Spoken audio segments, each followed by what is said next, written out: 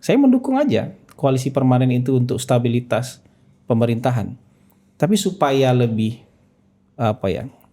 lebih jelas keinginan untuk koalisi permanen itu ya ada hitam di atas putih. Kita akan bekerja sama untuk menyukseskan A, B, C, D sampai Z misalnya. Ya, selama poin-poin itu terpenuhi nggak ada alasan untuk keluar dari koalisi. Dan koalisi permanen ini memang lebih kepada memastikan pertama presidennya Pak Prabowo. Kalian boleh skeptis dengan ijazahnya Pak Jokowi. Tapi kan beliau sekarang mau maju ke pengadilan nih. Buat membuktikan ijazahnya asli atau hargai dong. Tapi saya yakin ini daya tahan segini ini kalau bukan levelnya berbeda dengan kita orang-orangnya, bukan manusia biasa kayak kita ini, next level dia, ya kalau nggak ya kalau dia manusia biasa dia orchestrated gitu. Karena permainan jangan dengan mudah juga tembak institusi ini, institusi di semua institusi ini ada oknumnya. Institusi A, B, C, D itu ada oknumnya semua. Dikejar itunya.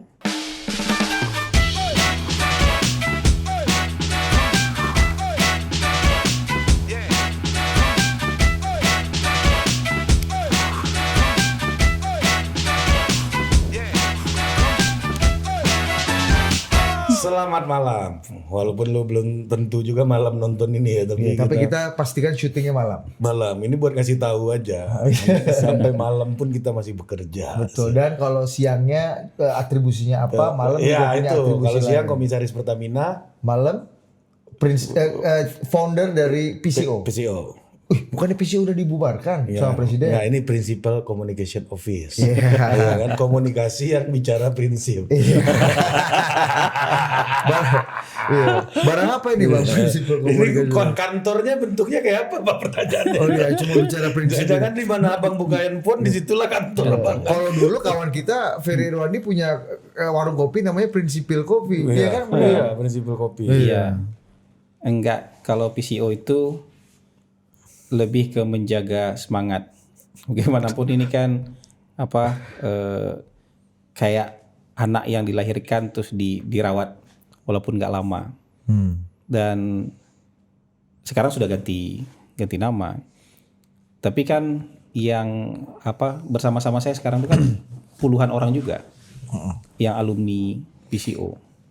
Dan sebenarnya begitu hari ini saya berhenti, malamnya sudah punya klien kan.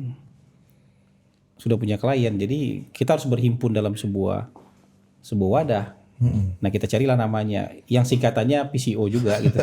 Kenapa nggak Paguyuban Communication Office Bang? Jadi biar keren ya, Principal Communication Office. Rencana dulu mau Palugada Communication Office kan, tentang PCO.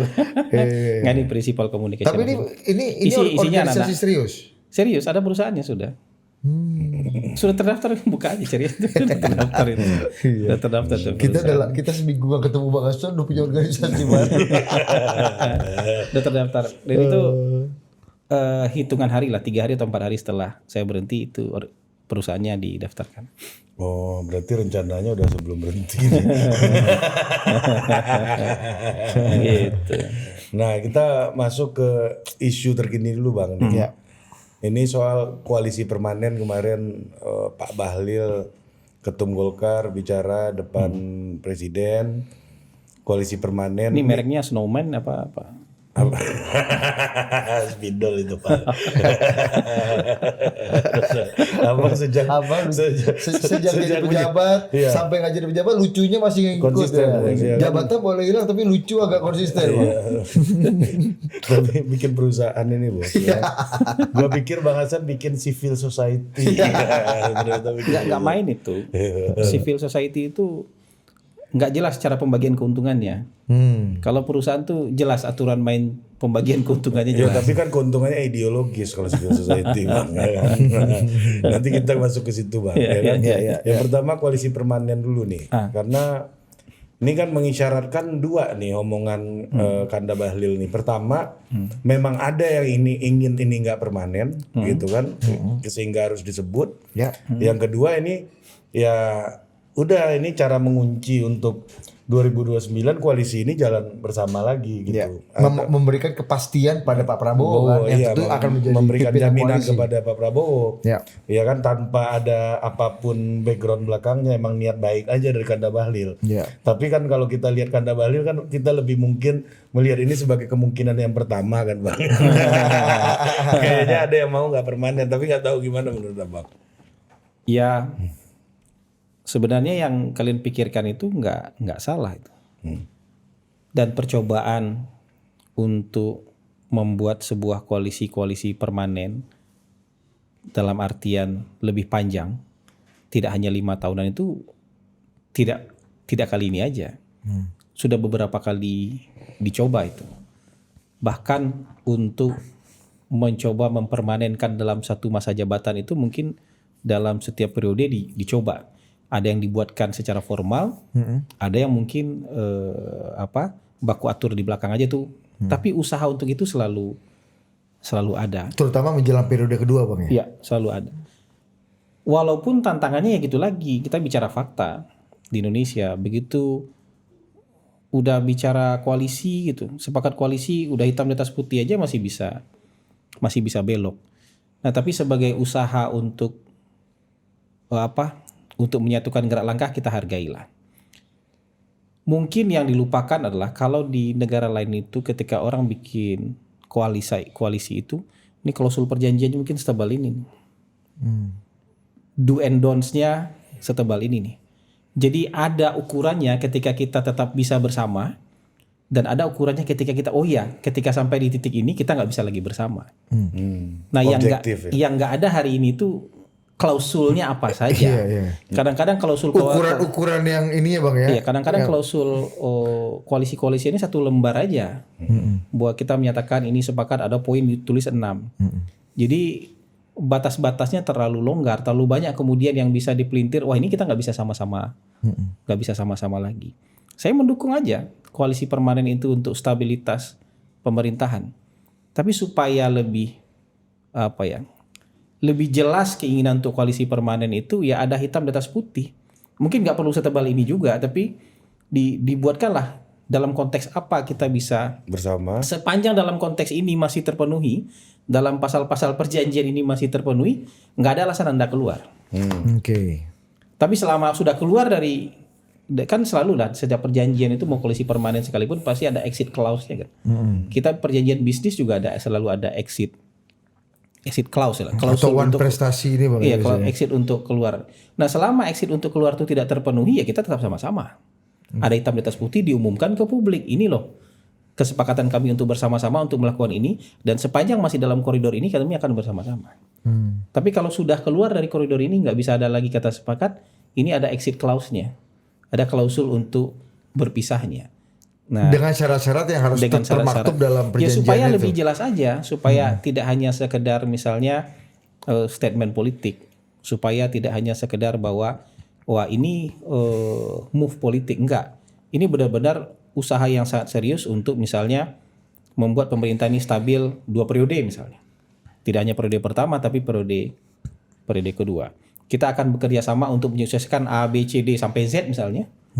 Ya, selama poin-poin itu terpenuhi nggak ada alasan untuk keluar dari koalisi.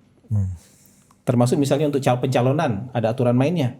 Selama itu terpenuhi nggak ada alasan juga untuk keluar walaupun misalnya kandidat dia nggak terpilih sebagai calon misalnya. Wapres calon wapres misalnya nih. Calon wapres atau calon presiden atau calon wapres kan gitu aja.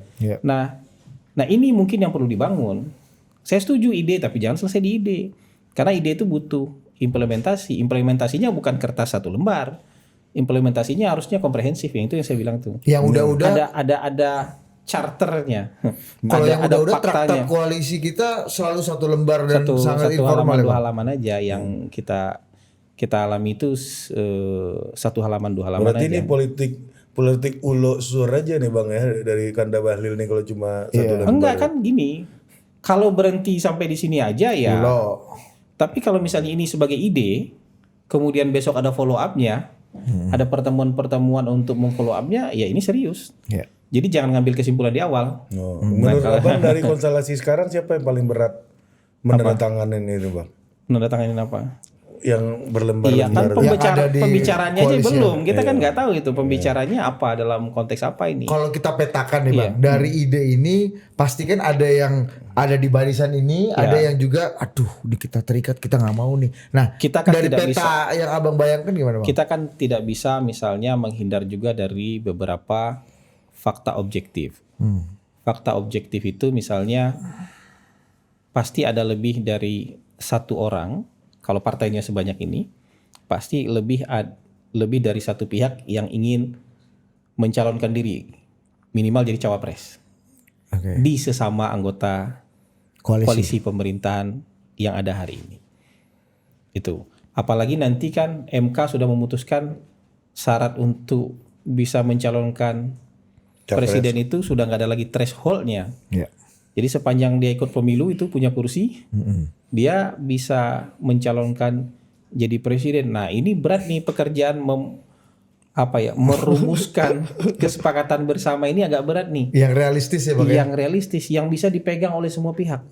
Dan ini pentingnya diumumkan ke publik biar publik juga ngelihat, oh iya kalau nanti dia keluar dari koalisi, tidak dengan hal-hal yang memang memungkinkan untuk exit clause, dia akan dihukum oleh publik. Ini nggak konsisten ini.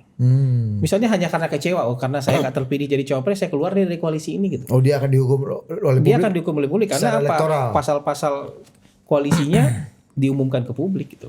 Apa saja pasal-pasal koalisinya diumumkan ke publik gitu. Selama ini yang kalau bahasa Jawanya blengsing, orang yang udah koalisi, udah deklarasi, kemudian patah di ujung-ujung jalan, itu ada hukumannya nggak Bang? Nggak ada kan? Nggak ada juga kan Bang? Nggak ada kan, yang sudah tertulis berkoalisi aja sama Pak Prabowo ada yang belok kemarin kan? Jadi cawapres kan di tempat ada lain. yang sudah salaman-salaman sama Anies belok juga. Jadi tapi kan nggak pernah diumumkan ke publik. Dan kita melihat, oh iya ini kan semuanya negosiasi final itu di detik-detik terakhir terus, nggak pernah di awal-awal. Ingat nggak di sini dulu saya tuh mendukung jauh-jauh hari ada koalisi. Namanya Koalisi Indonesia Bersatu. Karena itu embrio yang harus misalnya didukung, karena jauh-jauh hari ada pacaran, ada pendekatan sampai nanti punya keputusan bersama, ada menyamakan suhunya, menyamakan cuaca, dan menyamakan pikirannya terbangun cukup panjang, bukan mendadak karena terpaksa di akhir-akhir menjelang pemilu gitu loh. Tapi waktu itu kan diketawain. Faktanya memang akhirnya itu bubar. Tapi sebagai sebuah inisiatif itu harus didukung. Nah kalau ada yang kayak gitu lagi dalam konteks koalisi pendukung pemerintah, kalau saya pribadi saya dukung. Tapi jangan hanya ide. Lagi-lagi. Jangan hanya salaman, tapi buat klausul yang detail. Sepanjang semua proses ini, semua kejadian-kejadian ini ada di dalam klausul-klausul ini terpenuhi, nggak ada alasan buat partai manapun untuk keluar. Termasuk ketika misalnya calonnya dia tidak dipilih untuk menjadi cawapres misalnya. Gitu. Nah, merumuskan itu nggak gampang. Iya. Dan tantangan berikutnya kadang-kadang sudah dirumuskan pun karena nggak diopen ke publik, ada aja yang keluar kan gitu. Iya. Siapa partai kalau menurut Abang ya dari tubuh koalisi Pak Prabowo yang paling diuntungkan dan yang paling berpotensi dirugikan dari kalau misalnya betul koalisi permanen ini jadi diwujudkan Bang? Sebenarnya dalam posisi yang sama loh. Ini akan rugi atau untung tuh kan nanti di akhir aja, begitu kepilih dia pengen ada calon dari partai dia tapi nggak kepilih jadi calon, dia ngerasa agak rugi, gitu. Tapi begitu dia ngerasa ini terpilih jadi calon, dia akan untung. Tapi apapun itu, sebenarnya kalau kita ngelihat secara global, ketika ini sama-sama, kan kuat nih koalisi pemerintahan, tuh sama-sama lagi nanti, kan kemungkinan untuk terpilihnya pasangan yang kita dukung lebih besar. Maksudnya gimana Bang? Koalisi yang hari ini nih, sama-sama hari ini kan. Nanti siapapun capres cawapresnya mereka sama-sama lagi nih. Dari partai yang memerintah kemungkinan menangnya lebih besar. Wong sekarang hampir 100% kan Bang, ibaratnya koalisinya kan Bang. Iya gitu. Nah apakah ini juga bisa kan selain tadi kalau kata Abang memang udah lama setuju ada koalisi yang relatif permanen dengan klausul-klausul yang jelas gitu kan Bang. Nah ada yang bilang bahwa ide ini sebenarnya memberangus pilihan masyarakat gitu, memberangus demokrasi, memberangus alternatif calon-calon pemimpin bangsa yang akan terbunuh kalau misalnya koalisi permanen ini jadi. Orang nggak ada pilihannya koalisi terbatas. juga kadang-kadang capres di negara lain itu cuma 2 kok. Ya Amerika nggak pakai koalisi-koalisian, capres cuma 2. Ya partainya Partainya juga 2 bang. Iya maksudnya kayak gitu. Iya. Iya maksudnya nggak ada koalisi pun kadang-kadang capres juga cuma 2 gitu. Nah kan ketika misalnya calon pun banyak, di ujung juga diseleksi cuman 2. misalnya ada 5 calon di awal, nggak ada yang mencapai 50% plus 1. Nanti Anda akan milih juga 2. Jadi Kalau ini malah konsep- berpotensi nggak ada calon, ini calon tunggal bisa nih bang. apa? Kalau Masih ada calon dong. nggak calon tunggal, Nggak, koalisi sih enggak, kalau nggak di mungkin. koalisinya memang calon tunggal, tapi di tempat lain kan ada calon juga. Kan nggak mungkin nggak ada lawan ini. Iya. Harus ada lawan. Kalau perlu kita dorong jadi lawan. Ya, itu pasti nggak mungkin nggak ada lawan. Gitu. Iya, Jadi iya. soal untung dan rugi juga jangan dilihat per hari ini. Karena kalau kan situasional aja. Kalau calon dia misalnya Partai PAN, misalnya calon dari Partai PAN yang terpilih jadi cawapres misalnya, kan dia untung juga. Iya. Yang lain nggak keluar. Dari Partai Demokrat calon dia misalnya yang terpilih, kan dia untung juga. Yang lain kan nggak keluar. Iya. Atau Partai Golkar misalnya calon dia yang terpilih, yang lain kan nggak keluar. Nah itu untungnya koalisi permanen tuh di sana. Tapi harus berani belapang dada begitu udah. Misalnya apakah menggunakan kesepakatan tertentu untuk memilih, misalnya Pak Prabowo udah presiden nih, capresnya Pak Prabowo, cawapres nih yang bersaing nih, ya harus ditentukan mekanismenya. Sepanjang mekanismenya dijalankan dengan fair dan adil, siapapun yang terpilih udah dukung sama-sama. Dan itu dibuka ke publik. Ini loh mekanisme kita untuk merumuskan siapa wakil presiden. Kira-kira begitu.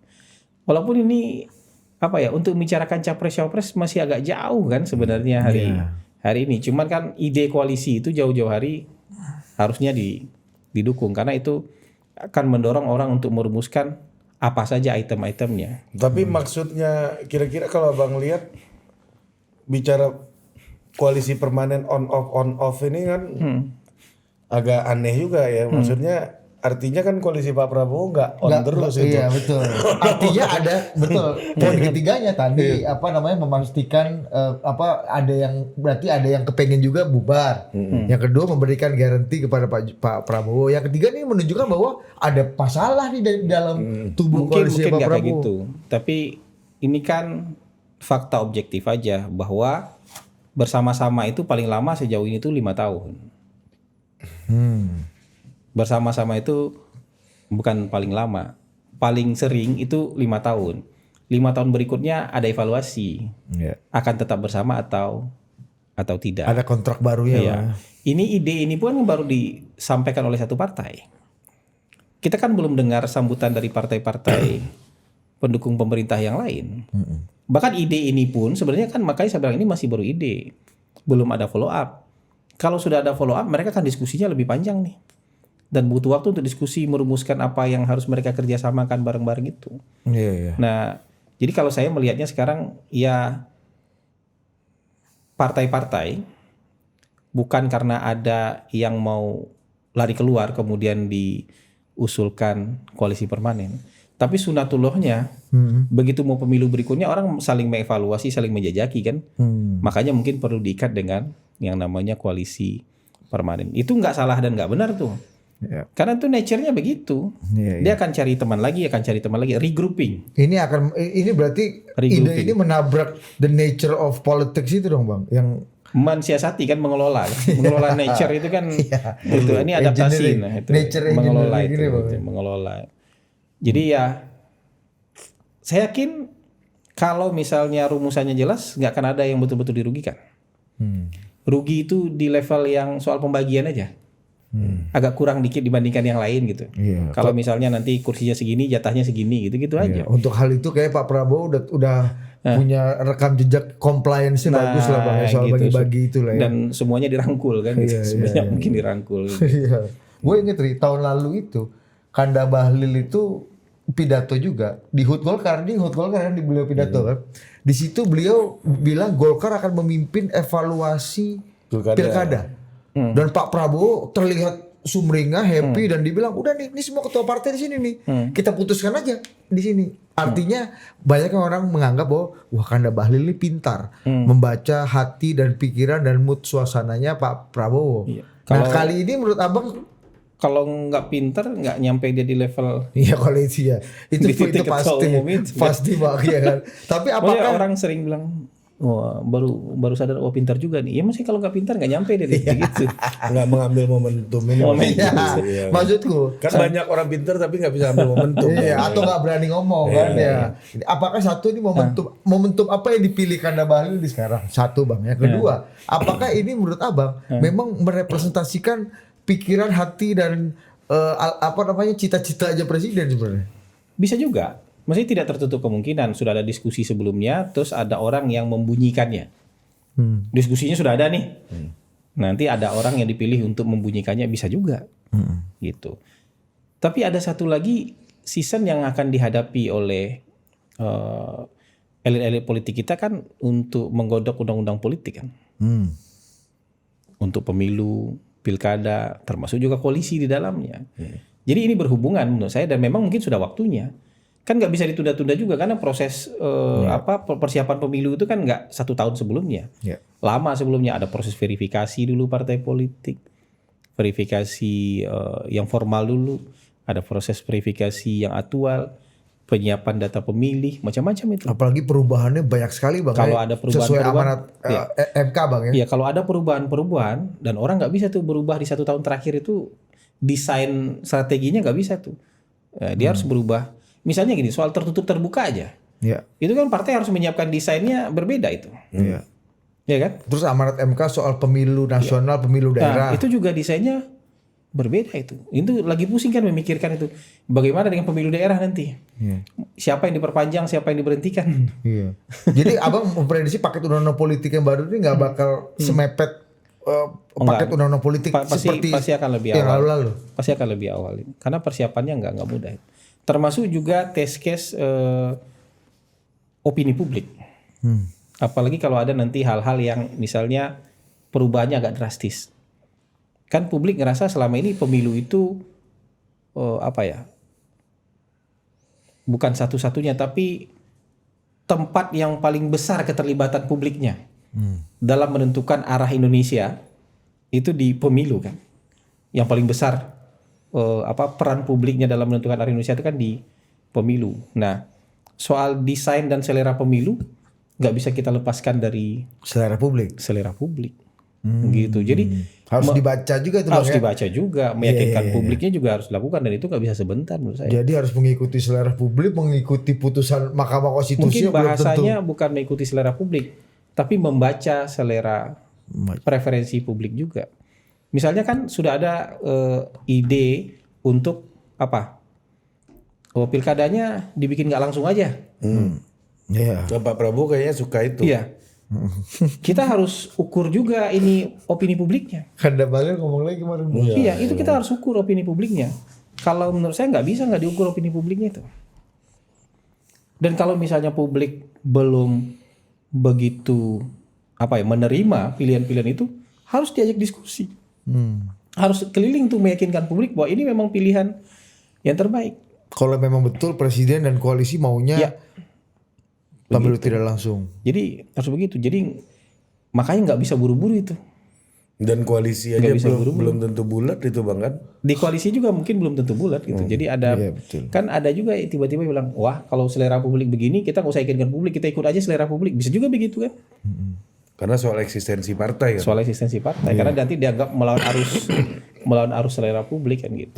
Jadi kan ada orang yang udah kita mau, kalau kita nggak mau capek-capek meyakinkan publik ya kita ikutin aja apa yang menjadi kehendak publik gitu. Makanya orang sekarang kalau ada omongan yang kontroversial langsung hitungan jam dia langsung minta maaf. Kalau dibully, kenapa? Dia takut. Dia bukan takut, dia nggak mau capek meyakinkan publik dengan pendirian dia. Ya udah biar gampang minta maaf aja deh gitu. Gitu. Udah dibully padahal kita kan nggak tahu berapa takarannya orang yang bully kita itu. Selama kita badai secangkir apa kalau bahasa Abang? Iya, kita kan nggak tahu. Badai Jadi kalau kita kopi, yakin dengan pendirian kita, jelasin lagi aja ke orang. Persoalan orang tuh terima atau enggak, mau bully kita, mau marah-marah itu urusan lain tuh. Yang penting kan kita tidak ada niat jelek gitu. Tidak ada maksud untuk menjelek-jelekan orang, tidak ada maksud untuk ngapain lagi?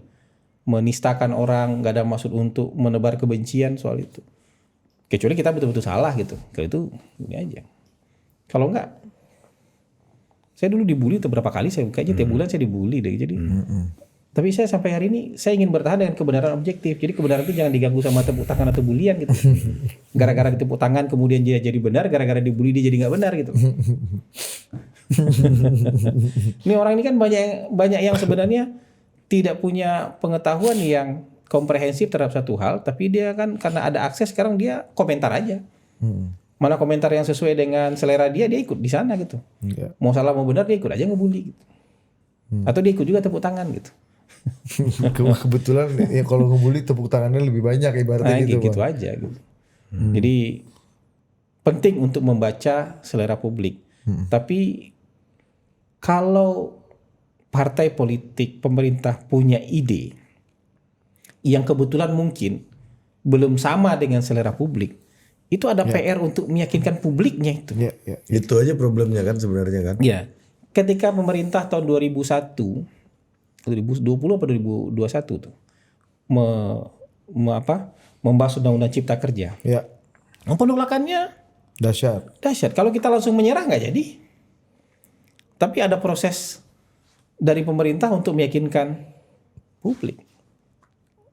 Itu yang perjuangan tuh. Selera publik pasti bertenang, orang demo. Ketika pemerintah merevisi undang-undang KPK, itu kan ditolaknya luar biasa, demo sana. Tapi ada usaha untuk meyakinkan publik. Keputusan politik mengkonsolidasi partai-partai satu hal, meyakinkan publik hal yang lain ya Bang. Iya. Jadi memang nggak gampang dalam pilihan berdemokrasi seperti Indonesia itu nggak gampang. Partai politiknya multipartai. Ada PR sendiri untuk meyakinkan multipartai ini. Ya kan? Apalagi itu tadi yang seperti diucapkan oleh Kandah Bahlil itu belum ada koalisi permanen. Itu PR lagi tuh untuk membujuk ini gitu. Mungkin presiden mungkin. Iya. Betul. Tapi kan partai-partai lain juga harus diyakinkan. Nah, setelah meyakinkan elit politik, partai politik, PR ke masyarakat. Iya. Jadi emang nggak simpel lah. Untuk mengeksekusi sebuah ide itu nggak simpel. Nah, ide-ide tadi itu yang terkait dengan pemilu, pilkada, itu ide yang nggak didiskusikan dengan publik. Karena keterlibatan publik paling besar ada di pemilu, di proses itu. Referendum nasional ini Bang. Gitu, nggak didiskusikan dengan publik. Iya. Menarik. Tapi kalau balik lagi ke soal koalisi permanen Bang, dan kita bayangkan lah ya, yang paling banyak hari ini tuh kan yang punya, nggak semua partai ini punya capres lah gitu, yang ada di koalisinya Pak Prabowo gitu. Mungkin nggak sih menurut Abang Pak Bahlil tuh mau ngomong ke orang-orang yang punya capres gitu, AHY gitu misalnya. Siapa sih di koalisi punya capres? Demokrat, AHY. Demokrat. Siapa lagi ya? PKS enggak? Belum lah. PKB Caimin pernah wapres. Cawapres lah. Tapi berarti kan itu bisa dianggap potensial juga, orang pernahnya wapres. Iya betul. Ya. Ada record ya Bang. Ada recordnya jadi pernah siapa jadi lagi? cawapres. Dua aja Bang. Iya gak sih? Iya. Nggak, kalau soal itu tuh bisa ngomong aja. Ngomong Caimin dan maksudnya itu iya, bisa aja. Kayak gitu tuh bisa aja. Dan koalisi permanen ini memang lebih kepada memastikan pertama presidennya Pak Prabowo. Betul. Artinya jangan joget-joget ya. Jangan joget-joget. Yang kedua, mungkin akan ada kompetisi untuk memperebutkan siapa yang jadi nomor 2, tapi kita bikin mekanisme yang fair dan adil. Dan ini akan jadi obstacle buat Pak Prabowo soalnya kan Bang. Iya. Kita bikin mekanismenya yang jadi siapapun yang terpilih, yang lain nggak kabur. Siapapun yang tidak terpilih jangan kabur karena mekanismenya sudah dibikin, sudah disepakati. Dan belum tentu yang terpilih Gibran lagi kan? Nah makanya kan dengan sistem dan mekanisme yang disepakati bersama. Kan kadang-kadang yang paling gampang itu serahkan ke presiden tuh memilih wakilnya. Iya, mungkin ujungnya itu. Ya tapi kan ngomong kayak gitu kan normatif. Iya. Tapi di belakang kayak gitu. Torpedo juga. Iya. Fakta politik kan kayak gitu. Torpedo lihat apa? Ada downgrade dan upgrade. Nah, itu. Jadi Bang, kalau kita lihat kingmaker-nya kan yang harus diyakinkan soal koalisi permanen kan cuma 2 orang aja sebenarnya. Ya yang paling penting gitu ya. Siapa? Satu Pak Jokowi, satu lagi Pak SBY. di luar koalisi Pak Prabowo ini ya. ada 3 presiden loh ini di koalisi ini gitu loh. Iya, tapi PSBY mau tidak 3 itulah. Ketua-ketua partai yang lain juga harus diyakinkan. Iya. Sekarang kan nggak main otomatis. Kalau misalnya dengan Pak Jokowi kemudian bagaimana dengan PAN? PAN ini apa? Tetap harus diajak ngobrol kan? Iya kan PAN misalnya kan Pak Prabowo langsung lah ini kan juga pernah capres lain didukung sama PAN. Iya, kan? misalnya kan begitu. Tapi kan tetap harus diyakinkan. PKS Iya. kan harus tetap diyakinkan. Jadi nggak 3 orang kayak gitu. Nasdem, Bang Surya emang mau Pak Surya? Misalnya Nasdem lagi, Iya kan? Nasdem walaupun bulan nggak ada di pemerintah, tapi kan dia mendukung pemerintah, kayak gitu. Ya partai yang lain kayak gitu juga. Partai Demokrat bicara dengan Pak SBY hanya untuk Partai Demokrat. Bicara dengan Pak Jokowi berarti buat PSI dong. Apa dengan Golkar juga? Iya. Itu pertanyaan saya. Sebenarnya ini hatinya Pak Bahlil apa hatinya Pak Jokowi? Iya, betul. Pertanyaan kedua, emang beda hatinya Pak Bahlil sama Pak Jokowi? Nah, gitu. Jadi Kita nggak tahu lah kalau dalam politik itu. Tapi saya yakin dalam politik itu semua stakeholder tuh harus diajak bicara. Baik yang ini Bang ya, formil ataupun non formil ini Ya, Bang. tapi kan fakta politiknya kalau udah 3 orang ini kan sebenarnya lebih ringan lah Bang gitu loh. Iya, mereka mungkin ini apa? Dengan pasukannya masing-masing. Iya, masing-masing. Iya, ini bisa digunakan untuk meyakinkan ini yang bertiga udah oke loh. Ya, ini 80% lah Bang. Iya. Ya, 80% udah Ketika beres. saya bicara dengan Didit, ini Ari udah setuju loh. Iya, oh ya udahlah. Ya, Adi bilang, wah daripada gue sendirian kata Iya. Didit kan. Iya. Daripada gue sendirian, Abang Hasan sama Ari udah oke, ya gue ikut juga. Iya. Iya, mempercepat Mempercepat proses ya. Benar juga dari sisi strategi itu benar juga. Betul. Bahlil adalah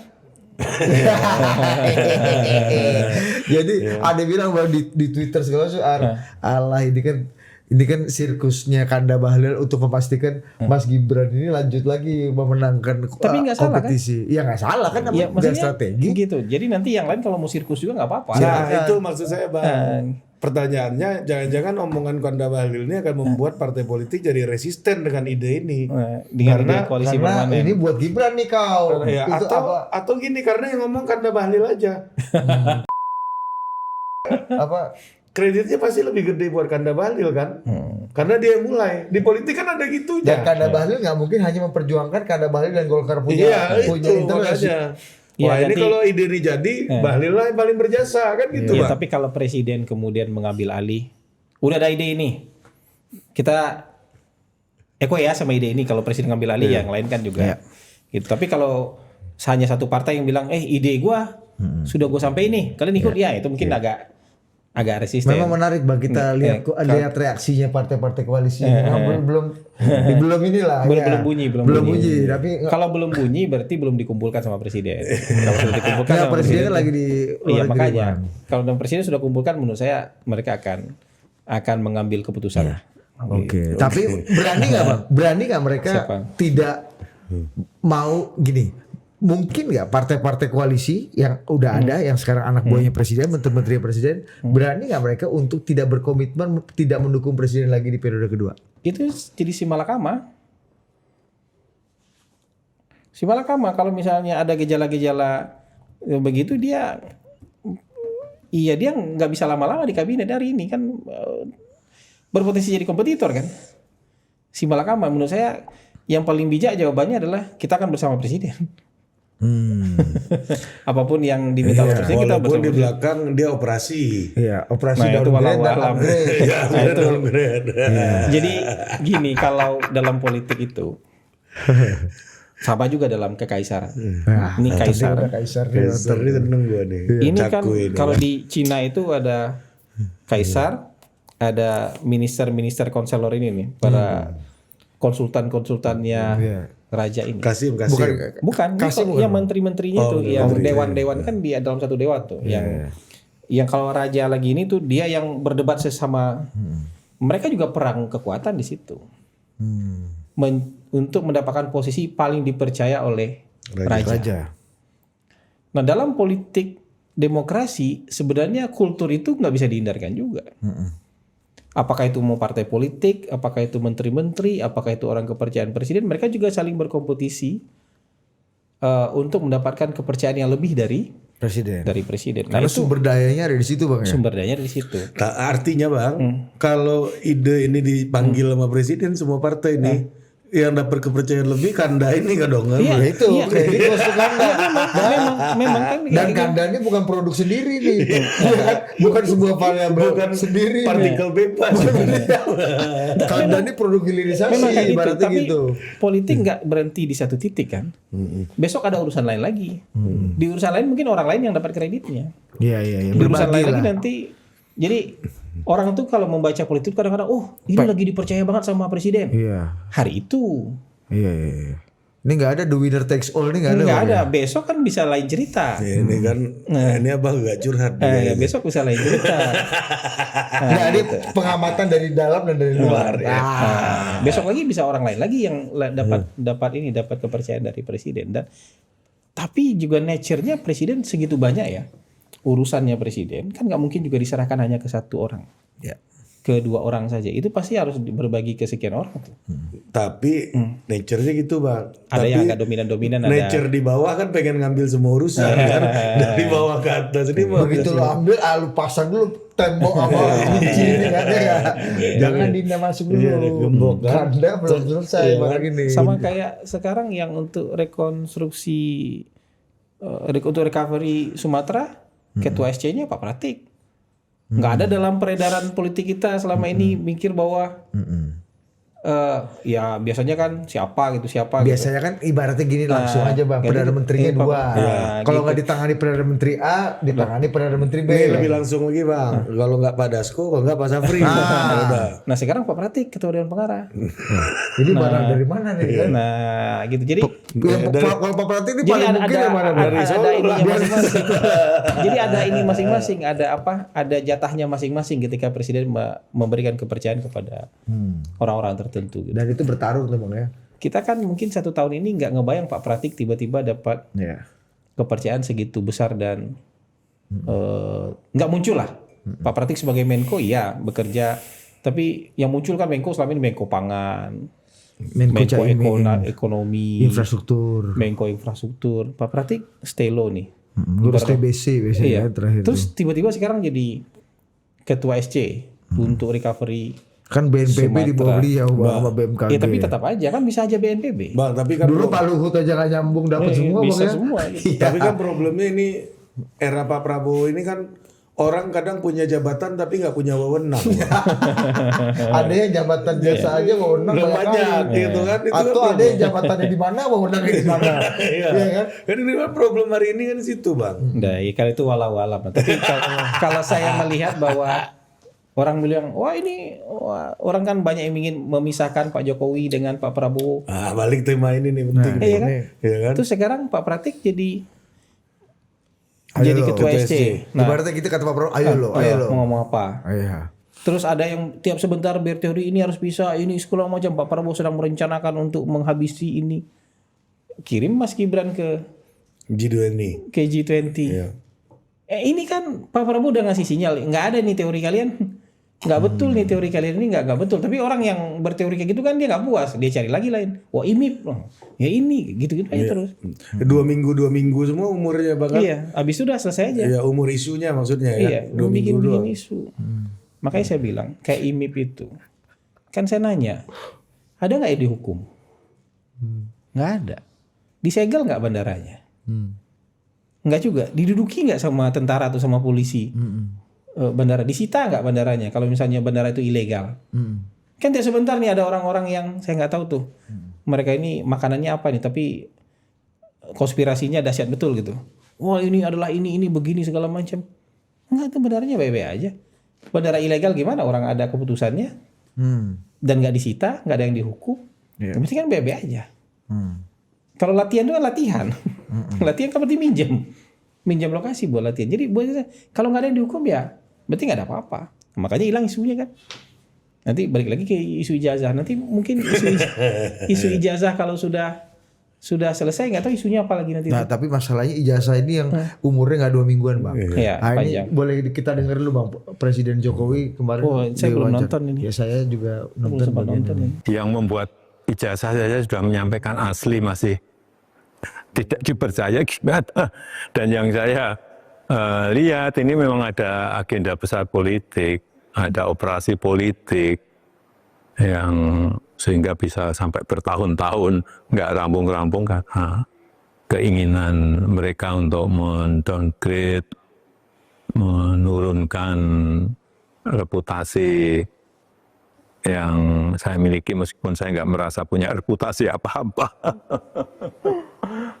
Tapi menurut Bapak, kenapa? Apa dibalik itu? Menurut Bapak, kenapa harus diturunkan reputasi Bapak melalui isu ijazah ini? Ya mungkin untuk kepentingan politik. Kenapa sih kita harus mengolok-olok, menjelek-jelekkan, merendahkan, menghina, menuduh-nuduh? Semua dilakukan untuk apa kalau hanya untuk main-main? Kan mesti ada kepentingan politiknya di situ. Tapi sekali lagi mestinya dalam masa-masa ekstrim seperti ini kita konsentrasi untuk hal yang besar. Untuk strategi besar negara, untuk kepentingan yang lebih besar bagi negara ini.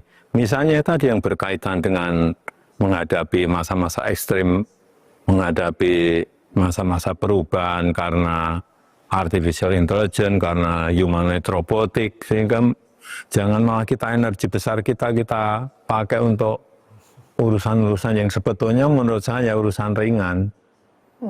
Menurut Bapak masih yakin dengan pernyataan Bapak sebelumnya ada agenda besar dan ada orang besar di balik kasus ijazah? Saya pastikan, ya. Bapak sudah tahu. Gimana? Kira-kira siapa di balik? Ya, saya kira gampang ditebak. Tapi tidak perlu saya sampaikan. Dan Bapak tadi mengatakan bahwa lebih baik ini dibawa sampai ke ranah hukum. Ya, untuk pembelajaran kita semuanya, bahwa jangan sampai gampang menuduh orang, jangan sampai gampang menghina orang, menfitnah orang, mencemarkan nama baik seseorang. Operasi politik, downgrading, orangnya besar, kekuatannya saya tahu, orangnya pun Ya. Dan ini sudah jelas. ya sudah jelas lah siapa kayaknya semua Saya orang tahu. pastikan, Iya. saya pastikan Mas Hasan. Nggak, suaranya kurang. Saya pastikan Mas Hasan. Iya. Itu gabungan. Karena Bang kan Itu gabungan Jokowi sama Budi Ari, Bos. agak akrab kan sama suasana percakapan kayak begini kan. Oh akrab sekali, akrab sekali. Dan gini, kalau berapa? Ada 1,5 tahun di sini. Lebih Bang. Siapa? 1,5 tahun. 1,5 tahun isu ijazah ini ada nggak? Oh iya. Ini kan replikasi Bang 2022 apa 2023, 2021 Ya kalau misalnya masifnya ada. itu kan Setelah Pak Jokowi turun. setelah Pak Jokowi Turun ya. Ya 1,5 tahun Ya, lah, selama seiring Pak Prabowo jadi presiden. Nah, orang-orang Menjelang. yang kerjanya membahas ini itu punya pekerjaan nggak? ada Bang, Dokter. dokter, Terus peneliti, apalagi? researcher Peneliti. katanya. Kan menghabiskan waktu tiap hari kayak gini nih. Iya. Terus untuk hidupnya gimana? Tapi isu ini menghidupi Dapat gaji nggak dari media, sini? Bang? Dapat gaji nggak dari sini? Dari meneliti ijazah Pak Jokowi itu dapat gaji nggak? Kan misalnya dia dibayar honor TV gitu kan? Honor TV paling berapa? Atau Kan orang TV berapa sih honor TV? iya sih. Oh maksud abang mengisukan Pak Jokowi ini udah jadi pekerjaan tetap. Itu jadi pekerjaan Payroll. kan itu aja. SOW, Bang, ya, Itu SOW, aja Bang, ya. kerjaannya gitu. Ini SOW-nya Bang ya? Iya, gitu. Scope of work. Tapi kan bisa juga dibalik begini, kamu dibayar sama si A. Terus dia bilang enggak. Terus saya juga bisa bilang, ya kalau kamu nggak bayar sama si A, buktikan dong ditransfer rekening kamu, buka dong rekening kamu ke publik. Boleh nggak kayak gitu? Wah ini baru nih. Boleh nggak saya minta dia kayak gitu? Dia bersedia nggak kira-kira buka Pembuktian rekening ke terbalik publik? Saya itu, tuduh dia menerima transferan dari si A. Terus kan gampang urusannya, nggak usah bawa ke pengadilan memperkarakan saya. Buka aja rekening kamu ini, kamu buktinya nggak ditransfer sama si A kok. Berani nggak dia kayak gitu? Enggak berani lah. Kan sama ijazah ini sama. Iya juga sih. Dia hanya bisa dibuka kalau di depan pengadilan nih. Saya tuntut dia, saya kumpulkan bukti-bukti, saya tuntut, saya nggak bisa. Dia buktikan di pengadilan, mana bukti ini ada di pengadilan, buka bukti. Pak Jokowi membuka itu di pengadilan. Bukan di depan muka orang-orang yang menuduh sembarangan ini. Makanya kata beliau dilanjutkan proses hukumnya. Lanjutkan proses hukumnya. Tapi ada presiden lain bang, Hakim MK salah satunya Pak Arsul Ya itu, Bang Arsul berarti- Sani dibuka apa barang itu Nah, cepet. coba tuduh dia habis itu. Anda dibayar oleh si ini gitu. Dibuka nggak rekeningnya? Kepada Anda? Kecuali di depan pengadilan kan? Rekening koran deh bang. Rekening korannya. Tapi kan kalau dari uang kartal kan nggak kelihatan dari rekeningnya itu. Enggak misalnya, Iya, kan misalnya kan begitu. Cash Tapi keras ini. kira-kira dia akan buka nggak? Kan kayak gitu. Di sama yang kayak Kalau gini. transaksi ini kan uang kartal biasa. Jadi nggak bisa serta merta bilang Pak Jokowi kan Anda yang bikin ini berlarut-larut karena Anda nggak mau buka. Lah, Ijazah asli kenapa nggak Anda. salahin orang yang menuduh-nuduh ini? Yang bikin itu berlarut-larut 1,5 tahun tahan dia begitu, nggak Yakin, punya Bang. kerjaan. Mereka yakin soalnya bang, sampai ke Australia, apa ke Ya maksud saya nggak punya pekerjaan, penelitian. nggak punya pekerjaan atau Ada apa? pakai bahasa Jepang Iya, pula. apa yang dia dapat? Kalau begini kan sekarang ini, yang paling fair ada di mana? Daripada debat kusir, yang paling fair ada di mana? Pengadilan. Depan pengadilan. Artinya Pak Jokowi sendiri juga harus buka di pengadilan kan? Ya artinya proses hukum harus lanjut. Iya, Kalau nggak lanjut nggak sampai pengadilan. nggak sampai pengadilan. Kalau sampai pengadilan berarti harus ada tersangka terus kemudian terdakwa gitu Dan kan. Pak Bang? Jokowinya harus membuka, nunjukin ijazahnya kan? Buat orang yang penasaran sama ijazah Pak Jokowi, harusnya dukung pengadilan karena di pengadilan lah Pak Jokowi akan buka Ijazah. ijazahnya. Itu kan nggak mungkin sidang tertutup, itu kan sidang terbuka nanti itu. Kan bukan sidang perceraian itu. Iya. Itu pasti sidang terbuka tuh umum itu. Jadi orang yang penasaran untuk melihat ijazahnya Pak Jokowi yang dibawa oleh Pak Jokowi ya harusnya dukung nih pengadilan. Proses hukumnya. Oke, itu kita sepakat lah. Oke lah prosesnya Tapi ini dijalankan. rekening ini baru gue denger nih argumennya nih. Iya bener juga. Iya kan? Lu berani nggak buka? Lu dapat duit dari mana aja 1,5 tahun ini kan gitu kan pertanyaan Enggak usah kan? gitu. Karena ini Saya menuduh, lu kan dapat transferan dari Ari. Iya. Oh enggak kok. Gimana gue nggak percaya. Mana buktinya? Mana buktinya? Iya. Masa gue yang suruh buktiin? Sama Pak Jokowi juga sama. Masa gue harus buktiin dia dituduh. Berarti ini kan hak data pribadi gue. Ibaratnya gitu kan. Bang? Sama. Bener juga bang. Soal rekening agak prinsipil bro bang. Prinsipil communication office ini. Iya. Kan sama. Kira-kira begitu. Kira-kira. Jadi biarkan si Ari aja penuduh yang istri nanya belum tentu dibuka. Buka bos. Jangan di sini. Iya iya. Enggak aduh. Karena saya lihat dia ngurus rekening koran bareng sama istri waktu itu bang. Nah ya Itu kayak yang gitu. gue paling takut tuh. Itu sama juga. Misalnya tiba-tiba dituduh, ini bukan rumah lu. Dia bilang, ini rumah gua punya sertifikatnya. Terus dia bilang, mana buktinya sertifikat lu? Kan bukan di depan kamu, saya harus tunjukkan sertifikat saya. Kecuali kamu tuntut saya ke pengadilan, saya buka sertifikat saya. Oke. Jadi intinya kita sepakat lah. Ini proses pengadilan harus. Tapi lanjut saya ya. yakin ini daya tahan segini ini, kalau bukan levelnya berbeda dengan kita orang-orangnya, bukan manusia biasa kayak kita ini, next level dia, ya kalau nggak ya kalau dia manusia biasa dia orchestrated. Oh maksud abang yang bisa tahan lama-lama 1,5 tahun ini financial freedom ini bang udah financial freedom baru bisa tuh Iya mereka. next level ya, secara psikologis juga next level ini. Itu aja tiap hari kan mimpinya itu kan, udah kebawa mimpi tuh. Kalau ngelindurnya itu juga tuh ijazahnya Pak Jokowi itu. Dia beli cabai aja ngomongin ijazahnya Pak Jokowi itu. Ketemu tukang laundry ngomongin ijazahnya Pak Jokowi itu nanti. Tapi kalau manusia biasa normalnya kalau main isu begini berapa lama paling lama? Berapa lama? 2 minggu ya. 2 minggu kayak kasus SIMIP itu aja. Manusia normal tuh ya. Itu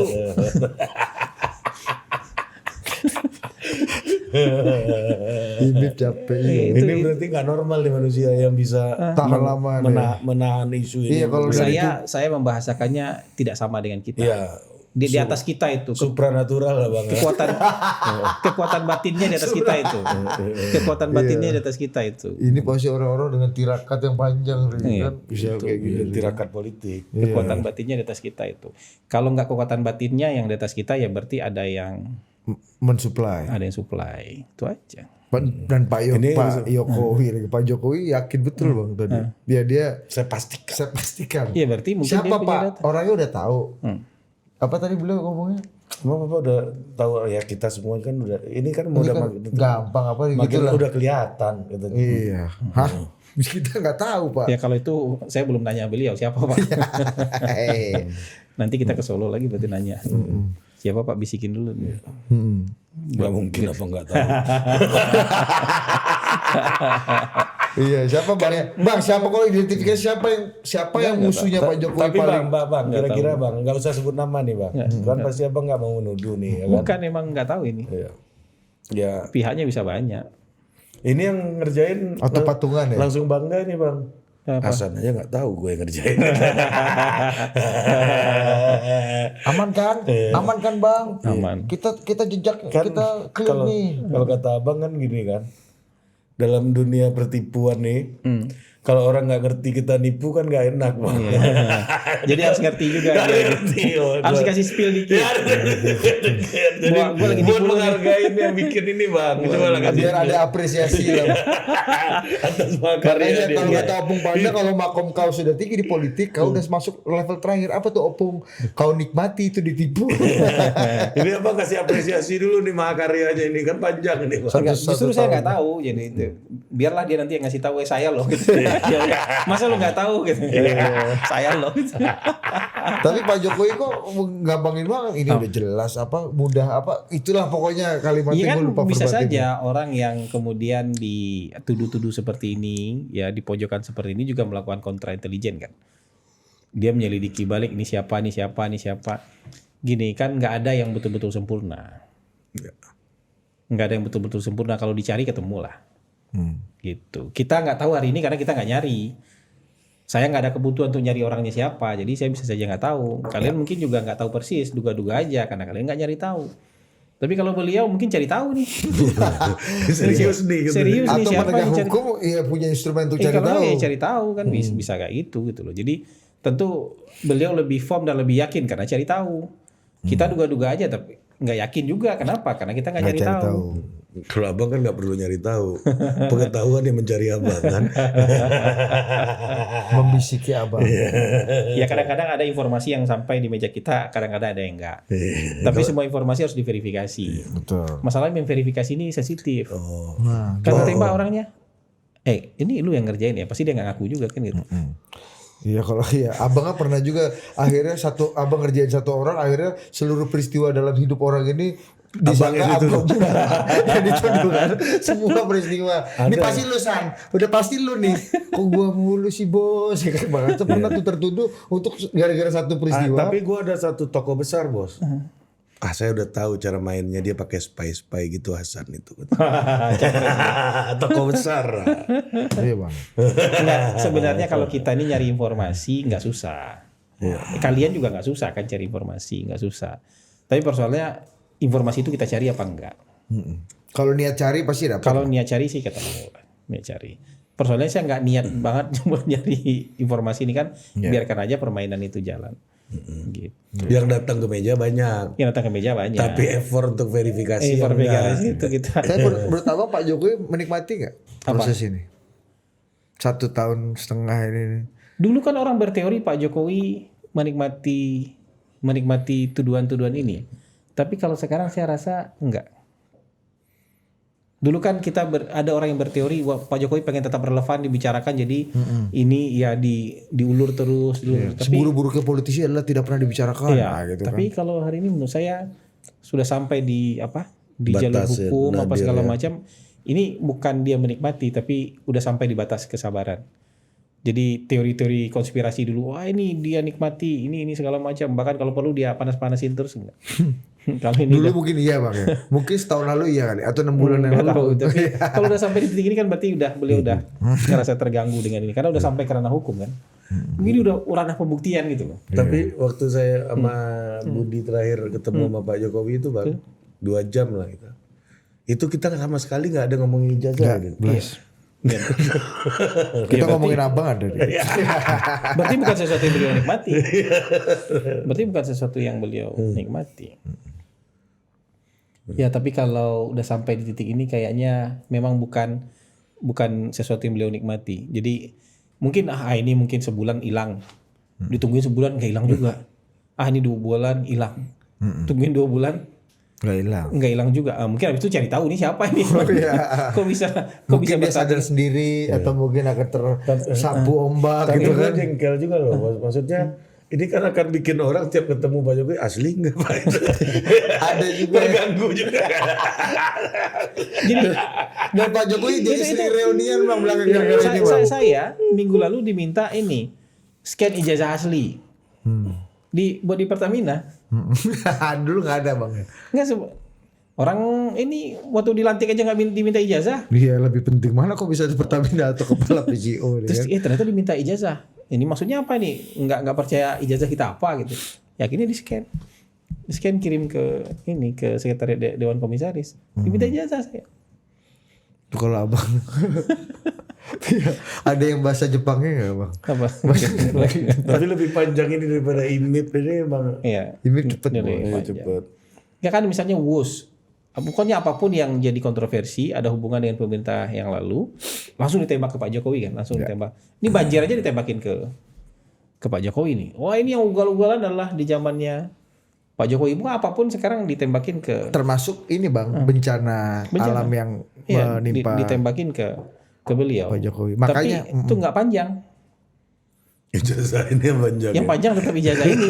Udah selesai isu ini nanti balik lagi orang isu ijazah itu. Berarti saya yakin Pak Jokowi terganggu nih dengan isu. Jadi kalau mau kasih kredit sama yang melakukan ini, ya Anda berhasil bikin Pak Jokowi terganggu. Makanya Anda dilaporin ke penegak hukum. Kalau mau kasih kredit ke mereka dengan istiqomahnya Anda, konsistensi Anda, dengan daya tahan Anda yang di atas rata-rata itu gitu. astral Kan itu ya. abang kan udah lama lah di dunia permainan nih kan. Saya kuliah pun dulu abang udah pemain kan. Ini untuk bikin isu sepanjang ini bang, Berapa kosnya? kira-kira kos apa aja dibutuhkan dan Dan dalam RK prasyarat-prasyaratnya apa aja? Ya dan dalam RKAB itu item apa aja bang? RKAB ini agak detail juga pengetahuan. Baru dapat kuliah bos. Ya, tapi kan itu juga tergantung harga masing-masing ininya kan. Cost per unit ini bang. Harga masing-masing. Siapa tahu mereka murah. Kalau bayar saya mahal ya. Atau bisa bulking bang ya. Siapa tahu mereka murah gitu. Kita nggak tahu. Tapi Enggak prasyaratnya lah untuk bikin prasyaratnya apa?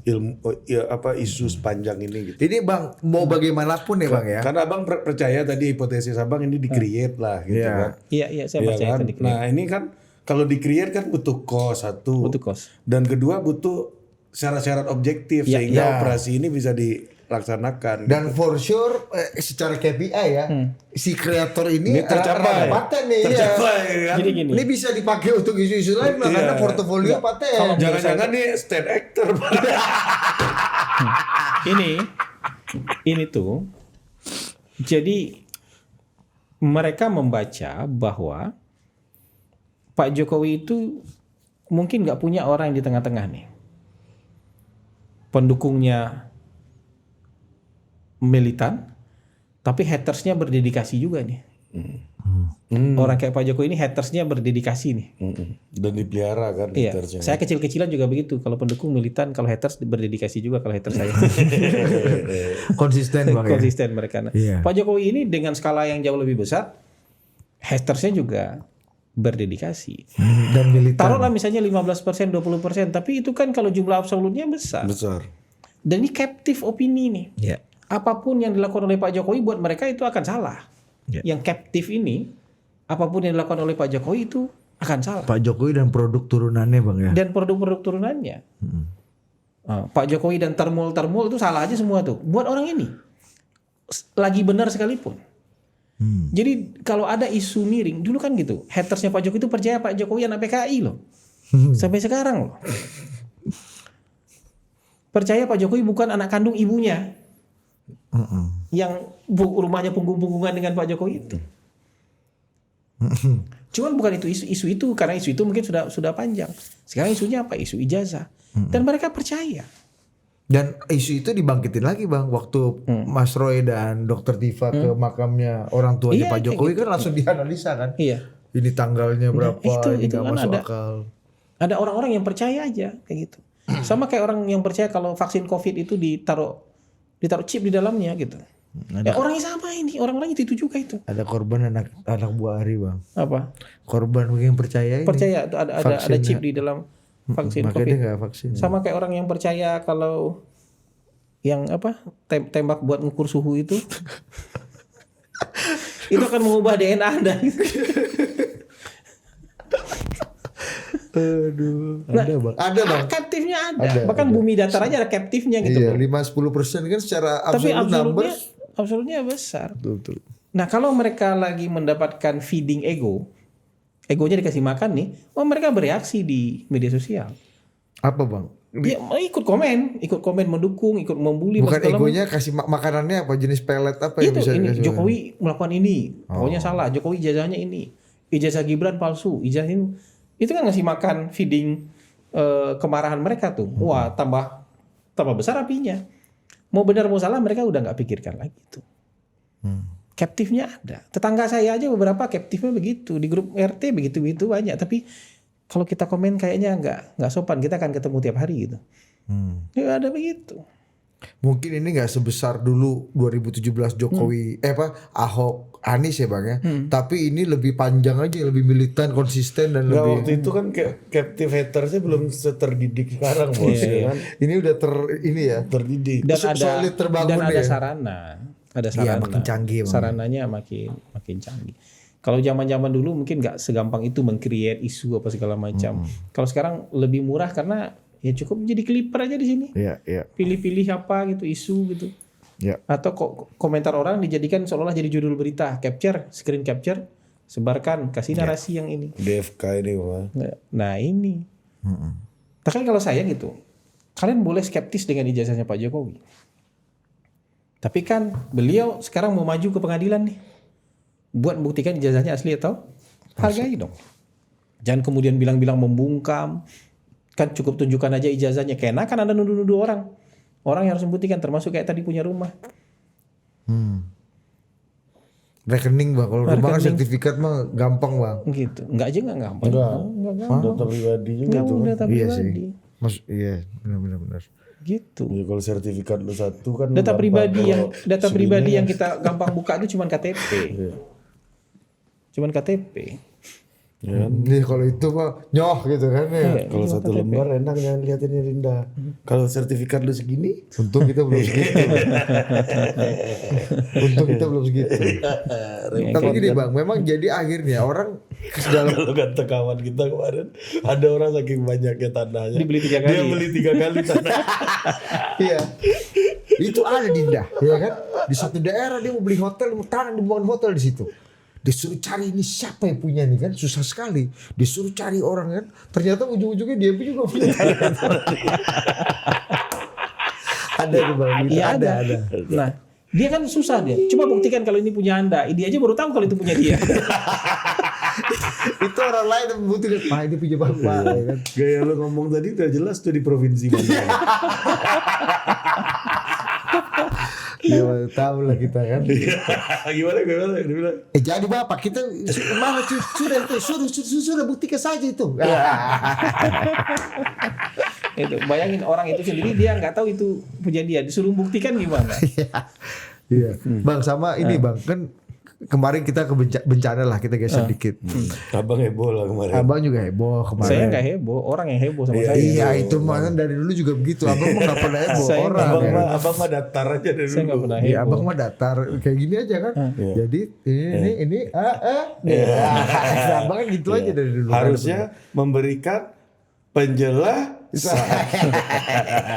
Bang, salah satunya adalah ini Pak Jokowi juga ke bagian ini bahwa Iya. kerusakan ini juga karena Pak Jokowi. Bahkan ada salah satu aktivis senior lah ya, Said Didu, dia ngomong bahwa ini kalau udah warisannya kayak gini nih, itu udah harus yang penegakan hukumnya udah harus tentara yang masuk ini.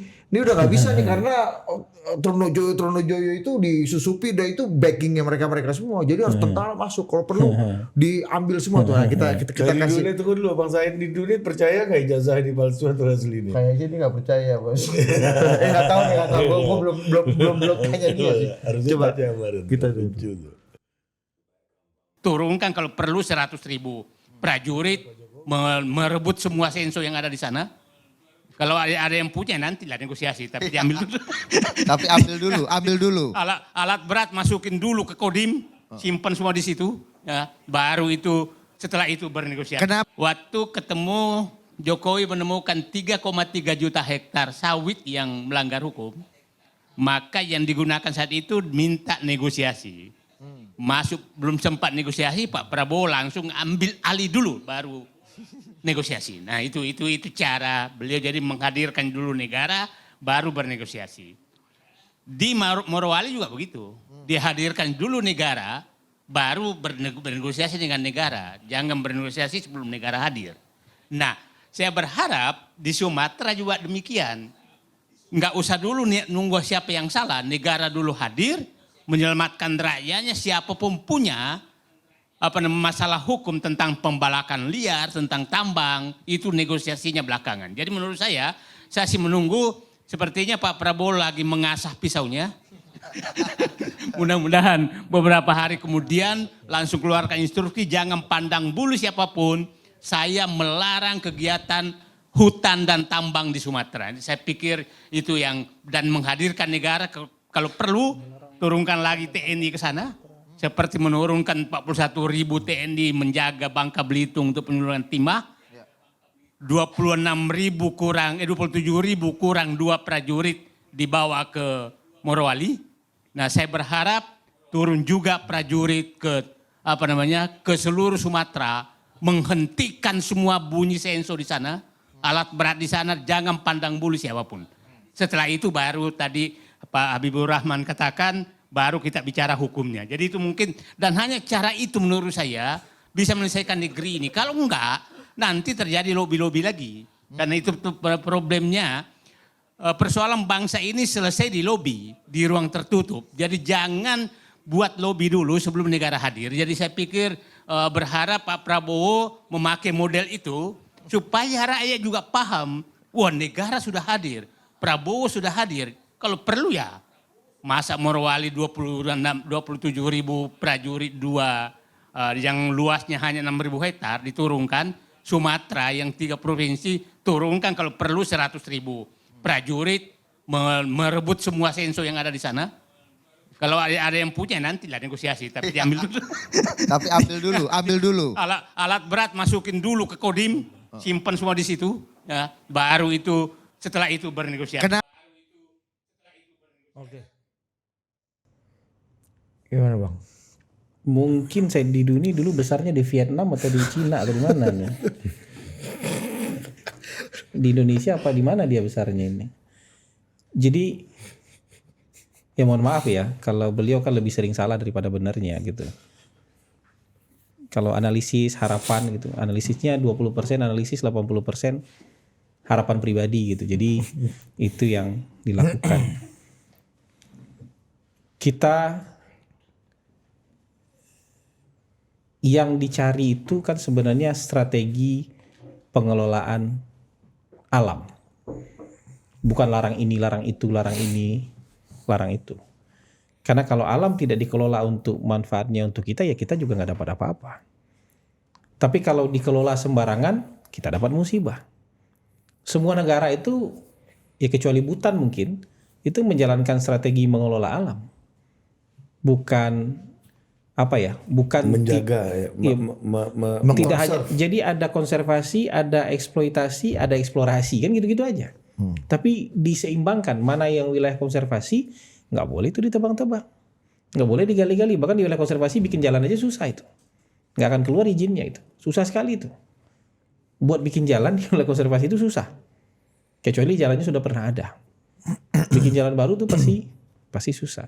Tapi yang wilayahnya untuk wilayah memang untuk produksi, untuk eksploitasi, untuk eksplorasi, selama dia tidak melanggar, ya biarkan di situ. Makanya saya ngomong itu saya bingung kenapa marah-marah. Kan emang itu yang kita lakukan. Yang kita kejar itu yang mana? Bukan kemudian cita-cita kebun orang, bukan cita-cita tambang orang. Cari yang melanggar. Kalau dia melanggar terus Anda mau sita? Mau turunkan prajurit sekalipun, kalau dia nggak melanggar masa Anda mau sita barang orang? Gitu, kecuali dia dulu besar di Vietnam atau besar di mana, besar di RRC gitu. Yang nggak ada kepemilikan pribadinya, yang nggak ada penguasaan atau usaha pribadinya. Soviet. Uni Soviet dia gitu. Ini kan soal cara pandang aja. Makanya saya bilang dudukkan perkara pada tempatnya itu artinya proporsional. Yang melanggar kejar yang melanggar, yang nggak melanggar gak usah dikejar. Ini seolah-olah artinya sekarang dengan opini yang dibuat sekarang semua kebun harus ditutup.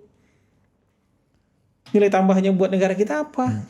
Itu lagi nggak ada lagi tuh suara apa chainsaw itu Bang ya? Iya, Alat tutup kerap aja ya? semua gitu. Enggak, gergaji. Oh gergaji chainsaw. Itu Iya. chainsaw. Nah sekarang itu gini, coba cek aja, saya lupa datanya, tapi sejak zaman Pak Jokowi itu deforestasi itu turun drastis. Zaman Pak Prabowo tentu sudah lebih turun drastis lagi karena Kementerian Kehutanan kan nggak nerbitin izin apapun sejauh ini.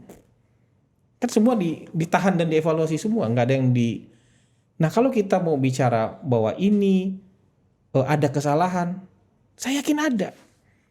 Tapi kalau mau fair, tarik kesalahannya 50 tahun. Bukan 10 tahun terakhir ini. 50 tahun, 40 tahun, 30 tahun, 20 tahun ketika yang liar-liar itu masih banyak. Sekarang tuh yang liar-liar itu makin dikit. Karena dunia sudah semakin terbuka. Terpantau kan. Lebih-lebih terpantau lagi sekarang. Ada drone, ada apa dan segala macam bisa terpantau. Nah, apakah alam kita ada yang rusak? Ada. Yang rusak yang harus diperbaiki. Saya itu menolak untuk pukul rata itu. Mau ngapain kita Poinnya pukul rata. Tapi saya dengar video yang membantah Abang. Rata-rata argumennya sama kayak Abang. Tapi dia marah gitu. Gak ngerti juga saya marah. Artinya saya kalah dibagi-bagi lah. Iya, ada yang dieksploitasi, ada yang dikonsumsi. Ya, memang Lah Abang ngomong gitu kan? Iya, saya kan ngomongnya kayak gitu. Jangan pukul rata, itu kan maksudnya itu nyong. Iya, maksud saya itu, tapi dia cuma mau marah aja sama kita gitu. Iya, emang begitu. Makanya saya bilang selama kita masih suka ngopi, pasti ada hutan yang berubah jadi kebun kopi. Cuma bukan ini konservasi. Bukan di wilayah konservasi. Anda kalau bisa bikin kebun kopi di wilayah konservasi, gitu aja. Dia diangkut lah Anda kan sama Kalau itu berarti lu pembalak liar. Kayak Gitu itu aja ada kan? belak liar. Anda nggak boleh nebang pohon di kawasan konservasi. kentang nggak boleh gitu kan. Iya, jangankan itu. Memang rumah pemukiman tinggal di mana? Emang dulu itu apa? Udah ditulis ini wilayah perumahan sejak 100 tahun yang lalu kan enggak? Hutan. Kemungkinan besar hutan belantara. Iya benar juga. Kantor-kantor pemerintahan. Iya kan? Kemungkinan besar juga Hutan dulu juga hutan. kan? Tapi apakah itu melanggar atau tidak, itu aja kita lihat. Kan pemerintah ini sudah punya peta mana wilayah konservasi, mana wilayah hutan produksi, mana wilayah yang boleh dieksploitasi. Itu yang maksud saya didudukan pada tempatnya. Kan memang begitu, semua negara melakukan strategi gitu, kecuali Butan. Kalau Butan ya emang dia jaga aja itu. Emang agak lain Butan ini. Iya, kecuali Butan aja. Butan dia nggak mau itu. Tapi ya pasti ada pohon ditebang juga. Nah rumahnya kayu semua. Yang gitu aja. Jadi ini yang Yang momen gedar-gedor, momen hantam, kromo, main TGTB, macam-macam. Saya di dunia nggak akan jalan negara kita. Jadi apa negara kita? Jadi hutan rimba kayak tahun 1600-an. Kita mau balik ke tahun 1500-an, itu gimana? Udah kayak gini, makanya sekarang strategi kalau negara-negara kecil itu hutan kotanya tetap ada. Tapi Anda kalau nambah rumah ke atas. Itu strategi mengelola alam. Kalau orang habis nambang, dia pasti ada setor dana reboisasi itu. Habis itu dia reklamasi lagi, tanam. Ada perusahaannya sekarang kok spesialisasinya nanam-nanam bekas-bekas tambang. Kasih dana reboisasinya, dia tanam. Kalau dia lakukan hukum kan gitu aja sebenarnya. Jadi yang melanggar itu diusut, yang nggak melanggar nggak usah diusut. Yang nggak melanggar nggak usah disita-sita. Yang melanggar dia kasih dapat jatah 1000 hektar jadi kebun, dia tanam 1500 hektar, yang 500 kan melanggar. Sita yang 500-nya, jangan sita yang 1500 Anda sita. Kalau maunya dia kan tadi tutup semua katanya. Sensu tuh diambil alih sama tentara baru ngomong hukum kan. Iya, yang penting disita dulu. Penegakan hukum itu juga penting. Siapa yang memberikan jaminan di Republik ini juga akan dilihat oleh dunia internasional. Kalau dia main gaya-gaya kayak tadi itu yang disebutkan oleh Said Didu tadi itu, kira-kira investasi mau masuk gak ke Indonesia? Kan negara dulu hadir Bang, baru investasi bernegosiasi sama negara. Emang selama ini negara nggak ada? Kan negara ada. Ya buktinya perambakan hutan kayak gitu segala macam terjadi. Itu yang harus dikejar negara, bukan negara nggak hadir, nggak ketemu aja, atau memang ada permainan di situ. Yang diberesin itunya. Permainannya harus diberesin. Gitu. Karena permainannya jangan dengan mudah juga tembak institusi ini, institusi. Di semua institusi ini ada oknumnya. Institusi A, B, C, D itu ada oknumnya semua. Dikejar itunya. Anda mau ngadu domba institusi di Republik ini supaya bentrok. Ini kan pro chaos ini ngapain ini gitu loh. Dikasih ini adu domba memang. Ya orang-orang pro chaos lah. Dia tiap hari itu pengen orang-orang yang ingin terlibat dan berkuasa tanpa ikut pemilu, nah pro chaos orang itu. Pro penggulingan, pro chaos, pro apa segala macam, itu macam-macam gini itu pro chaos dia tuh. Kan instrumen negara yang diharapkan untuk hadir. Tentara tadi, masa Morowali aja 27.000 harusnya bisa berapa ratus ribu di. Iya itu tupoksinya apa enggak? Apa analogi abang dulu pisau dapur sama samurai ini kan apa? Gitu, sama-sama bisa buat motong. Tapi buat cheesecake itu pisaunya khusus itu nggak bisa dipotong pakai kampak. Ya berantakan itu cheesecake-nya dipotong pakai kampak. Potong juga cuma hancur kan Bang. Gitu. Ini sama-sama bisa motong. Tapi ada pisaunya, bisa plastik aja itu buat motong cheesecake. Artinya maksudnya sama-sama seragam tapi belum tentu tugasnya gitu Bang. Belum tentu penempatannya untuk itu. Gitu. Jadi tapi kalau saya berpendirian urusan sosial, politik, ekonomi itu urusan sipil.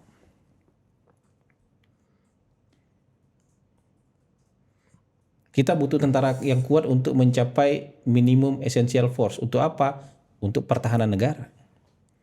Untuk deteren efek terhadap negara lain. Supaya kita kalau negosiasi dengan negara lain ini berwibawa kita butuh tentara yang kuat untuk itu. Berarti abang nggak takut dibilang abang ini side si ini nih. Side yang mana? Narasi ini itu terserah lah kalau side itu. Ya karena gitu terserah lah. Kalau buat kita, saya hanya berpegang pada kebenaran objektif yang hanya bisa disanggah dengan argumentasi, bukan karena dituduh-tuduh side ini side itu. Atau kemudian saya merasa benar karena dapat tepuk tangan, atau merasa salah karena dapat bulian. Ya. Side ini side itu, yang membela undang-undang TNI itu yang tampil saya dulu itu. Tugas abah kayak waktu itu. Iya kan, tapi saya membela undang-undang TNI. Gitu. Juru bicara negara abang soal waktu itu. Gitu. Jadi enggak, kan dulu aktivis-aktivis bilang, oh ini memperluas wewenang. Enggak, ini 14 ini justru membatasi kewenangan, membatasi tempat-tempat yang bisa diduduki oleh TNI. Gitu. Kalau nggak dibatasi nanti ada di tempat lain. Justru dibatasi tempat yang memang sipil pun sebenarnya nggak kompeten-kompeten amat di sana gitu. Bakamla misalnya, emang sipil-sipil ini kan Bakamla itu juga itu kan Coast Guard itu. Memang cocok diisi oleh TNI juga. Polisi cocok juga. Tapi kita yang nggak berseragam ini nggak cocok kita di situ. Iya, yang sukanya bersyair-syair ini belum tentu cocok Bang. Nggak cocok kita di situ gitu. Nggak butuh syair kau Dinda, ya kan? Berenang bisa nggak kau? Kan nggak bisa. Kayak gitu. Jadi ada tempatnya harus kita bela, ada tempatnya kita nggak setuju kalau TNI masuk terlalu jauh di situ. Tapi kesannya kalau misal yang Bang Said ngomong ya, berarti TNI ini ya ini adalah kekuatan yang masih pure, yang bisa diharapkan lah. Kebersihan dan genuinity dalam dan kepercayaan rakyat. Karena yang lain tukang nego katanya. Saya setuju TNI terlibat misalnya IMIP ada penerbangan internasional tidak terdaftar, dikejar sama TNI AU karena nggak mungkin pesawat sipil ngejar itu, yang ngejar TNI AU. Karena emang kebutuhannya di situ Bang. Kebutuhannya di situ.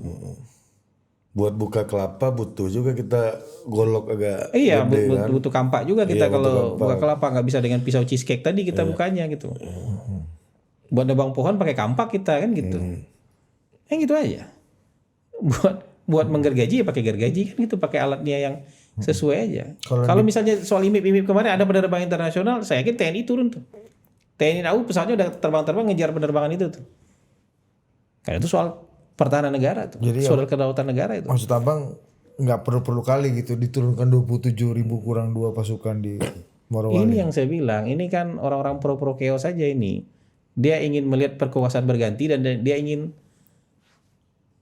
tampil berkuasa tanpa ikut pemilu. Ini Said Didu itu. Enggak, tapi kan dia keputusan negara Bang itu di Yang mana? Belitung, di Morowali kan sudah diturunkan. Artinya kan keputusan Karena kalau di sana kalau mungkin nggak sanggup lagi kan bisa diturunkan tentara. Kalau nggak sanggup lagi, jangan sedikit-sedikit turunkan tentara. Prinsipnya itu Bang ya. Jangan sedikit-sedikit. Ketika udah sampai dibutuhkan, misalnya gini, ada separatis di daerah-daerah lain, misalnya daerah tertentu. Yang turun pertama apa? Brimob kan. Tapi kalau misalnya sudah nggak sanggup lagi, yang turun siapa? Tentara. Ini kalau ada separatis di daerah itu yang turun pertama siapa? Bukan tentara. Ini baru tahu saya nih Bang. Brimob dulu kan. Gangguan keamanan dulu statusnya. Oh iya. Gangguan keamanan yang turun siapa? Brimob dulu yang turun. Tapi kalau eskalasinya udah tambah tinggi apa segala macam, yang turun siapa? Yang turun tentara. Jadi ada level-levelnya lah. Dikit-dikit itu nggak bisa gitu. Gitu. Itu yang ini grup TGTB ini nggak bisa ini. Grup Hantam Kromo ini kayak Said Didu itu nggak bisa menurut saya itu. Pak Said Didu mewakili pikiran orang nggak? Dan Saya nggak tahu. Yang jelas dia bukan pendukung Prabowo Gibran kemarin, itu aja. Pendukung Anies kan? iya nggak tahu gua. Iya harusnya iya lah ya. Iya dengkel. Nggak ada saya dengar dia dukung Prabowo Gibran. Abang kan gini aja, abang di TKN nggak ada partai itu ya. Nggak ada dia. Gitu. Mungkin di Ganjar, mungkin di Anies kan nggak tahu juga. Gitu. Nah hari ini orang kayak gini bersuara setiap sebentar ngadu domba begini buat apa? Meskipun narasinya membela Pak Prabowo. Alah itu kan perkibulan. Membela yang satu kemudian mencoba menihilkan yang lain itu kan perkibulan namanya gitu. Batin juga Bang ini. Iya. Mengingatkan kita ke seseorang kan. Iya, kepada ayahandanya beliau nih kan. Aku sudah bilang itu. Pak dulu konferensi internasional kan paten Pak. Alah itu kan pergi bulan aja. Bapak kok tahu? Kerjaan gua puluhan tahun itu. Ayahandanya Bang Hasan. Oke lah. Ya kita berharap ya ini lagi situasi bencana, iklim lagi nggak bersahabat. Kalau hujan di atas rata-rata yang biasanya genangan semata kaki atau selutut sekarang serumah kan. Airnya datang lengkap dengan segala macam yang bisa dihanyutkan. Yang dibutuhkan sekarang itu bersatu padu, bukan marah-marah. Marah-marah ini nggak memperbaiki keadaan. Kita harus gotong royong untuk menyelesaikan persoalan-persoalan ini. Kita cari penyebabnya iya, tapi penyebabnya nggak bisa muncul dari mulut sembarangan orang gitu loh. Ini tiba-tiba muncul penyebabnya menurut si A, si B, si C, entah siapa orang ini gitu loh. Ada yang bilang Jokowi, ada yang bilang Zulhas juga. Iya, ada yang bilang Zulhas lah, ada yang bilang siapa. Nggak bisa main tembak-tembak Ada yang suruh begitu. tobat tanah suka. Iya, nggak bisa main tembak-tembak begitu. Kan ini harus saintifik ini pembuktiannya. Ada yang bilang Balil juga, ada yang bilang Tony. Iya, itu kan suruh tobat kan. Main tembak-tembak begitu gitu loh. Jadi kita cari akar masalahnya, iya setuju tuh. Tapi nggak bisa keluar dari mulut sembarangan orang yang tembak-tembak ini si A, si B, si C, si A, si B, si C begitu. Jangan udah jauh nih permainannya dari puluhan tahun yang lalu. Permainan nembak-nembak ini juga jauh Bang. Gitu. Gitulah. Oke. Ya. Paten lah ya. Paten ya. Ini paten bos. Iya, jadi menurut Abang Said Didu ini apa namanya tadi itu? Kalau kata abang ini ya gram. tergantung gue bisa di site ini, bisa di site ini atau site Didu. Mungkin kurang itu tadi. Ya, itu grumpy old man aja. Tapi kan untuk kayak gini butuh financial freedom juga kan Bang? Apa? Said Didu nih. Iya mungkin juga. Mungkin juga. Atau tirakat. Beliau kan lama di 30 tahun di birokrasi di Kementerian BUMN. Jadi harusnya udah apa? Sudah freedom. Harusnya. Ya kan, ya. Kalau freedom yang pasti bukan dari birokrasi. Iya sih. Iya sih. Bener juga. Ya bisnis mungkin bisnis. Iya. Saya selama di pemerintahan bukan naik turun. Iya untung kamu cepet ya. Kalau kan turun makin anjlok ya kan bisa kan. Gitu. Iya Bang. Tapi saya suka satu videonya Pak Said Didu. Mana? Dia bikin popcorn itu lah pakai mesin. Emang ada? Tua yang diginiin tuh terus dia buka Oh keluar semua. iya. Jadi jagung dimasukin ke dalam itu dipanasin. Iya. Nanti dia Meletak. mau meletak di dalam tapi kan belum mengembang. Iya. Pas dibuka Benar. Keren tuh videonya tuh. Bang Said ini. Iya. Itu kan. Jadi gua merasa lihat video tadi itu, jangan-jangan gara-gara bikin jagung kayak gitu tuh beliau suka tentara-tentaraan. Jagung kan polisi. Enggak, ini kayak iya tapi tanam jagung.